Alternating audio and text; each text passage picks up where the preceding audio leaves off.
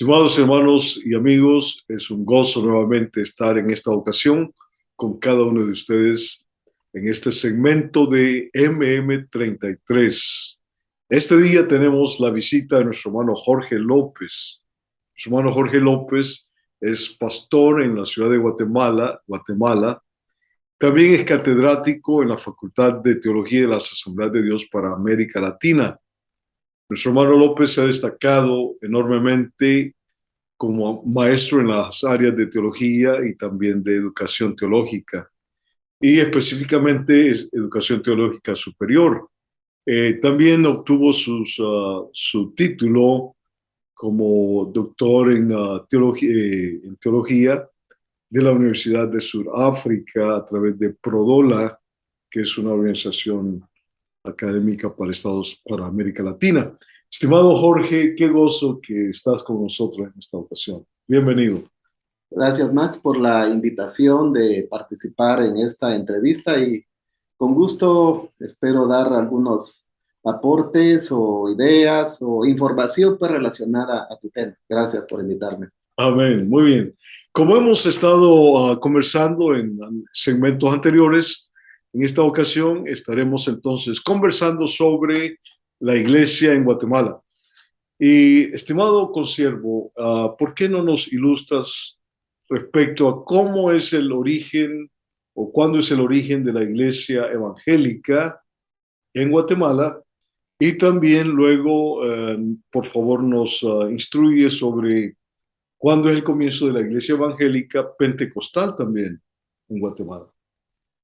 Bien, primeramente la iglesia evangélica propiamente se establece de una manera así bastante incipiente con el misionero presbiteriano John Hill, por allá por los años 1882, cuando en esa época era el presidente de Guatemala, Justo Rufino Barrios, quien interesado por traer nuevas ideas y una mentalidad un tanto más desarrollista y viendo que no era posible mucho avance con la iglesia institucional de ese entonces, entre otras cosas que llama a inversionistas, a gente extranjera para que llegue, se interesa para que también llegue un misionero protestante evangélico a Guatemala, desde que él mismo viene acá a este país y procura que el envío de un misionero sea efectivo y llega John Hill, sí, para el año 1882 y establece una iglesia evangélica, eh, pero de habla inglesa, ya que no habían protestantes en Guatemala, ¿no? Y así es como se empieza, se funda un colegio, ¿verdad? Y durante el periodo de Justo Rufino Barrios estuvieron muy bien, luego con muchas dificultades después, pero el asunto es de que se establece allí la identidad evangélica a través de esa iglesia que funda este primer misionero que hizo historia. Claro, ya habían algunos conatos de ingresar, ¿no? al ambiente de Guatemala con el Evangelio, por portores como el doctor Federico Crow, que hizo un trabajo muy efectivo, pero propiamente se inicia con John Hill, la iglesia. Luego, pasado ya un buen tiempo, ya por la década de los años 40, entonces inicia el movimiento pentecostal y se caracteriza por ser un movimiento que empieza con gente sencilla, no con ministros calificados, ordenados, preparados, sino que inicia en el oriente del país con personas que eran aserradores en ese tiempo, rústicos, artesanales, que se pasan de El Salvador hacia Guatemala, sin las fronteras, y trabajan en el área boscosa y en el momento cuando tenían ya el tiempo libre, en la tarde, se dedicaban a evangelizar y a hacer cultos. Ahí se establece ya el movimiento pentecostal propiamente de las asambleas de Dios, se forman algunas congregaciones, podemos decir que empieza en una aldea que se llama Jumaitepeque, luego se establece iglesias en una aldea de Horcones y luego se pasa a otros municipios, hasta que se extiende la llama evangélica pentecostal por todo el país y de manera especial con el trabajo misionero de Juan L. Franklin, misionero americano por parte de las Asambleas de Dios, que se le envía y él hace un trabajo formidable estableciendo institutos bíblicos, formando obreros y luego se agregan otros más como Walter Heidus y toda una serie de pioneros y gente de altura, de talla espiritual que se encargaron de darle forma al movimiento y a la iglesia de las Asambleas de Dios Pentecostal en Guatemala. Esa es la información que te pudiera dar a grosso modo. Hay muchos detalles que señalar acá, pero en términos generales así es como está registrado en la historia Sí. y que yo me recuerdo. Qué interesante, de veras. Me llama la atención de que al comienzo de las iglesias, de la iglesia evangélica en América Latina, siempre se menciona a los colportores, ¿no? Colportores, sí, sí, sí, Y cierto. es interesante que, bueno, al revisar Uruguay, Argentina, bueno, toda Sudamérica, también ocurre asunto semejante en Centroamérica, en este Sí, caso sí. Guatemala, eh, en la llegada de John Hill y después mencionaste colportores, ¿verdad? Colportores antes de John Hill. Hay un libro, bueno, fue una tesis doctoral del doctor Virgilio Zapata Arcellus, un líder evangélico en Guatemala muy sobresaliente por su academia y por su entrega a la obra de Dios, a Jesucristo. Él hizo su tesis precisamente cuando se cumplieron los 100 años de la Iglesia Evangélica en Guatemala y escribió su libro la historia de la iglesia, 100 años. Él le dio forma del libro y aparece una información tan interesante, formidable y muy conmovedora de Federico Kroll, cómo él incursionó en Guatemala con el tema, el ministerio de repartir Biblias, fue perseguido, fue torturado, se pudiera decir, pero logró dejar huella con ese trabajo del colportor en Guatemala, previo a la llegada de John Hill. En todo esto vemos una relación directa, me parece a mí, entre el fundamento de la palabra misma, de la Biblia, de la Escritura, y el comienzo de la iglesia. Es una constante. Era todo lo contrario a lo que la iglesia institucional en ese entonces se mantenía, que el pueblo no tenía que tener una Biblia a su alcance, que solo tenía que estar en manos de los clérigos como los curas, los sacerdotes, pero en este caso Federico Crowe y los demás que fueron llegando, la idea era que la Biblia, la palabra de Dios, cayera en las manos de las masas, de las personas. Y eso fue precisamente lo que ellos hicieron, algo diferente, algo que contradecía la filosofía eclesiástica o religiosa del sistema de la iglesia de ese tiempo. Llevar la palabra de Dios, mientras que se procuraba por parte de la iglesia institucional que eso no se diera para que las personas no conocieran el fundamento auténtico de la fe cristiana. Súper interesante. También aquí encontramos entonces un link, un enlace con el tema de la reforma protestante, ¿no? Que es basado en la escritura y cómo entonces a través de toda la historia de la iglesia se ve esa unidad entre la palabra, la escritura y el surgimiento de la iglesia, ¿no? Sí, por supuesto, porque fue precisamente lo que los reformadores hicieron, como decimos, rescatar aquellos valores, aquellos principios que se le llamaron los principios de la reforma protestante, una sola escritura, un solo Cristo, una sola fe, en fin.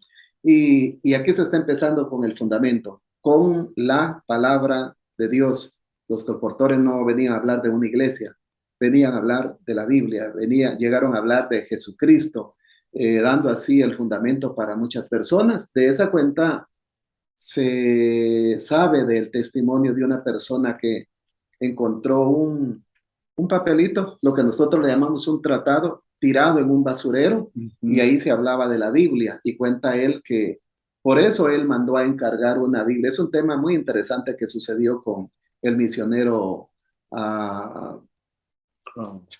Franklin, ya de las Asambleas de Dios, que él dice que en ese papelito se hablaba de una Biblia y mandó a traer una Biblia, compró una Biblia y el pago fue 2 quintales de pescado seco, ¿verdad? Y a cambio le dieron una Biblia, pero él no sabía cómo aceptar porque decían que se tenía que aceptar. Bueno, el misionero Juan Franklin le habló de todo el proceso que tenía que seguir en cuanto a su fe y que solamente era un proceso sencillo, recibir a Jesucristo como Señor y Salvador, pero fue la Biblia lo que lo llevó a los pies de Jesucristo y luego un misionero que le habló cómo hacer la decisión. Qué hermoso, ¿verdad? Este es un principio bíblico, ¿no? La palabra del Señor nunca regresa vacía. Correcto. O sea que detrás de la escritura, ese plan divino se está siempre desarrollando, llevando a cabo. Qué tremendo de eso, de veras, es una realidad enorme. Bueno, entonces, eso es el comienzo de la Iglesia Evangélica en general, 1882, Guatemala aproximadamente. Pero luego, en el fundamento de la Iglesia Evangélica Pentecostal, mencionabas de que era para los años de 1940, más o menos. Una pregunta. Eh, el avivamiento de la calle Azusa ocurre en 1906, la fundación de las Asambleas de Dios ocurre en 1914, y luego aproximadamente en 1940 la iglesia pentecostal llega a Guatemala.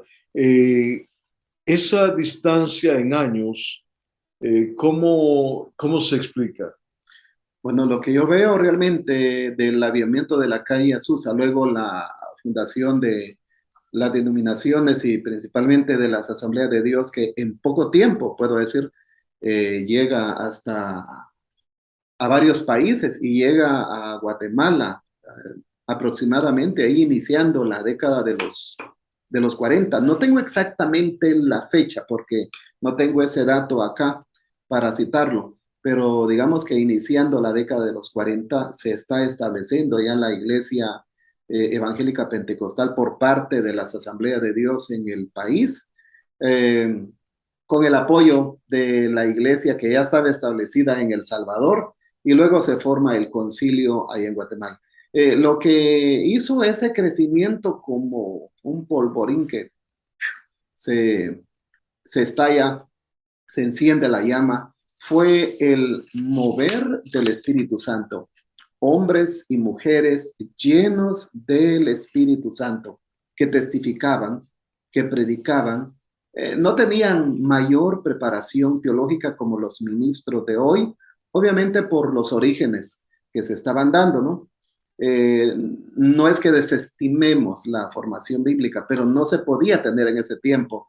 Sin embargo, el Espíritu Santo tomó a esas personas y los usaba, testificaban, a veces casi no predicaban, solo decían lo que Dios había hecho y las personas se convertían o recibían el bautismo en el Espíritu Santo con la evidencia de hablar en otras lenguas o recibían un milagro, una sanidad y eso hizo que se fuera extendiendo porque veían que el Evangelio realmente era un poder de Dios que llegaba a transformar las vidas de las personas, a bendecirles y a darles una vida totalmente diferente, cambiada, ¿verdad? Fue el mover del Espíritu Santo. Luego se fueron formando ya los obreros, se formaron institutos bíblicos y el sistema que se buscó no era formar mega iglesias, no estamos en contra de eso porque también es un ministerio, sino que el sistema fue formar congregaciones locales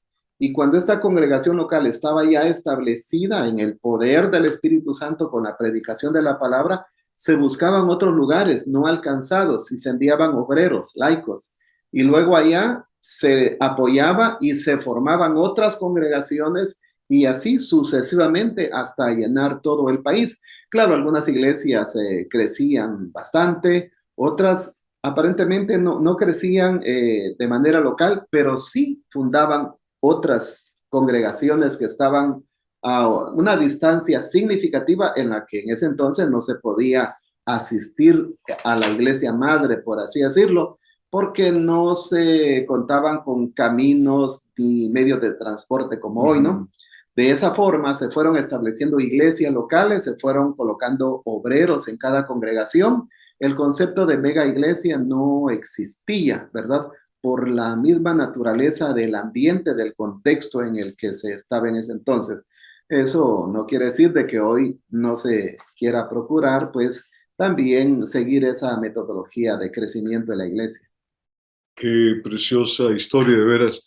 Ah, ahora, en cuanto a los comienzos, recuerdo mencionaste hace un momento de que había, bueno, el establecimiento de las Asambleas de Dios es por los años 1940, pero por supuesto había habido crecimiento de otras iglesias pentecostales en, antes de llegar a esa fecha, ¿no? Grupos independientes y todo eso. Ahora, ¿cómo es el tema de los obreros, trabajadores que se pasaban la frontera para ir de El Salvador a Guatemala a trabajar? Recuerdo que fuimos a investigar, fuimos a averiguar a esa aldeíta que se llama Jumaitepeque, que está colindando con los límites de El Salvador.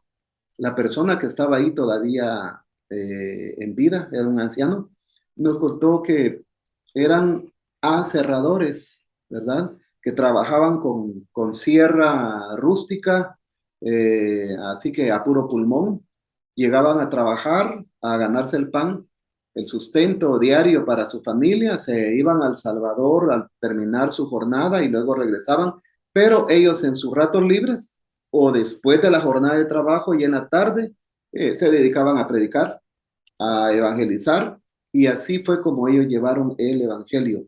Fue llevado no por ministros calificados, sino por gente laica, que solamente contó su experiencia, pero lo contó en el poder del Espíritu Santo. Y luego ya se siguió sembrando sobre el fundamento de ellos con personas más preparadas, por así decirlo, en cuestiones del ministerio.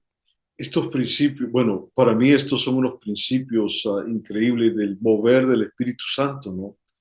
O sea que el Señor usa a cualquier hombre, cualquier mujer que está dispuesto, que ha tenido una experiencia de transformación radical en su mente, en su corazón, y que se dispone a escuchar la voz de Dios, ¿no? Correcto. Entonces, estos obreros trabajaban en el lado de Guatemala y ellos habían escuchado de iglesias pentecostales cerca de la frontera con El Salvador y Guatemala, iban a escuchar y ellos, impactados por el Evangelio, llevaban de regreso el Evangelio a Guatemala. Gente convertida ya en El Salvador, gente que ya asistía a la iglesia pentecostal de las Asambleas de Dios, pasaban las fronteras como era muy normal en ese entonces y ya llevaban el mensaje del Evangelio y su experiencia pentecostal para compartirlo. Y de ahí se extiende por todo el Sí. país, ¿no? Cuando ya hay mucho mover de la predicación del Espíritu Santo y hay congregaciones que se están formando, es cuando se ve la necesidad de que un misionero llegue. Y es el misionero Juan L. Franklin quien llega a establecer la iglesia ya con los términos administrativos que ya se conocen. Wow, esto es allá para la década de los 40 o de los Sí, 50. por ahí, siempre en la década, porque fue rápido, en la década de los 40, no pudo ingresar directamente por Guatemala, sino que tuvo que ingresar, primero llegó a El Salvador y luego se trasladó por tierra a Guatemala por cuestiones políticas que había en Wow. ese tiempo que lo limitaban. Emocionante todo esto porque muchas veces la iglesia siempre va a encontrar obstáculos, ¿no? Pero de alguna forma, Se buscó la manera de sí, en su superar soberanía, eso. ¿no? El Señor supera todos estos obstáculos. Qué hermosa historia, de veras. Ahora, en cuanto a la situación de los comienzos, ¿cómo eran los primeros cristianos evangélicos y también cómo eran los primeros cristianos evangélicos pentecostales respecto a la receptividad. ¿Eran perseguidos? ¿Eran bien recibidos? ¿O qué pasaba en todo esto? Bueno, en ese contexto había un hambre y sed del conocimiento de Dios. Las personas estaban necesitadas de un mensaje, de un poder que les transformara, aunque había un sistema de religión, ¿verdad? Que estaba, que formaba parte de la cultura, les llega este mensaje transformador y optan por recibirlo. Lo reciben también porque no solamente era un decir, no solamente eran palabras, sino que habían milagros, habían maravillas. La experiencia de las personas que vivieron en ese tiempo y dejaron testimonio es de que subían al púlpito o se colocaban en un lugar y a veces ya ni oraban por los enfermos, solamente decían, usted ya está sano en el nombre del Señor. Y oraban por los enfermos, habían sanidades, habían milagros y eso atraía a las personas no por una simple curiosidad, sino porque estaban necesitados de ayuda. Así que el movimiento pentecostal, en este caso a través de las asambleas de Dios, pudo darles una respuesta y una ayuda que no encontraban en la iglesia institucional ni en las otras iglesias históricas que ya se estaban también, ya estaban formadas. Eso es lo que también menciona Bonino, ¿verdad? Miguel Bonino, que el pentecostalismo pudo ofrecer a las masas un mensaje y un poder que no podía obtener de ninguna otra iglesia. Y eso fue llamativo porque se les dio un lugar especial para que ellos participaran, no solamente que escucharan, que fueran miembros de una iglesia, sino que participaran, podían evangelizar, podían ir a predicar. Claro. Fue algo muy, muy interesante. O sea, una característica entonces es de que no se queda la experiencia a nivel cognitivo solamente, pero hay una manifestación, hay una experiencia del poder de Dios en la vida del individuo. Si a la luz del libro de los Hechos es lo que hacía que la iglesia en ese tiempo fuera poderosa. Los milagros, las maravillas que eran hechos por los apóstoles y de la misma manera, la experiencia que quedó registrada en la historia es de que no solamente hablaban de Jesucristo, sino que también hablaban del poder que era real para ese tiempo y los milagros sucedían, la gente sanaba y una persona que fuera sanada, nadie le iba a negar esa experiencia. Había una entrega al Señor y es lo que queremos que se siga dando en estos tiempos. Qué hermoso eras. Y en cuanto a oposición, había mucha oposición al mensaje. Sí, había mucha crítica. Bueno, quienes criticaban eran las personas no pentecostales, ¿no? Siempre hablaban del pentecostalismo como gente un poco enferma, muy emocional, sin control, algo como muy herejes, y ya no digamos la iglesia institucional de la colonia, la iglesia católica romana, pues sí había una oposición, tal vez no tan marcada como en otros países como México, pero por lo menos el líder de la iglesia, el cura o sacerdote, sí tenía influencia como para decirle a su feligresía que no le vendieran nada ni le compraran nada a tal persona porque era protestante, por ejemplo. De hecho, había persecución. Salían a predicar en la noche, a las casas, a los lugares, y las casas eran apedreadas, los agarraban a pedradas y hubieron personas heridas, ¿no? No tengo realmente información de personas que hayan muerto en ese tiempo por parte de las asambleas de Dios, pero sí gente que fue golpeada, insultada y amenazada. Qué cosa, ¿verdad? Sí, qué hermoso de veras conversar sobre el comienzo de la iglesia en diferentes regiones del mundo, ¿no? Ahora, una cosa que ya se mencionaba anteriormente es de que cómo los obreros personas que a veces ocupan dentro de la sociedad un rango bajo a nivel de sociológico en muchos lugares. El Señor los usó poderosamente, ¿no? Los laicos. Los laicos, ¿no? Los laicos sin preparación de mayor tipo, pues el Señor los usa. Ahora, y eso es lo que ocurre en el tema de redención y progreso, ¿no? Claro. Cuando ocurre la redención de una persona, de un individuo, también a nivel, claro, a nivel espiritual ocurre el cambio radical, pero también a nivel físico ocurre un progreso, ¿no es Claro. cierto? Qué tremendo. Pues, estimado consiervo Jorge, muchas gracias de veras por compartir con nosotros en esta ocasión. Y estimados hermanos y amigos, qué gozo de que pueden estar con nosotros, gozándonos. Hemos estado conversando sobre el comienzo de la iglesia en Guatemala en esta ocasión. Haga planes para estar también en el próximo segmento con cada uno de nosotros. Un saludo, señor. Gracias. Un saludo para cada uno de ustedes que nos ven, que nos escuchan en este canal y gracias por atendernos. Dios les bendiga. Muchas bendiciones. Hasta luego y nos vemos en el próximo segmento.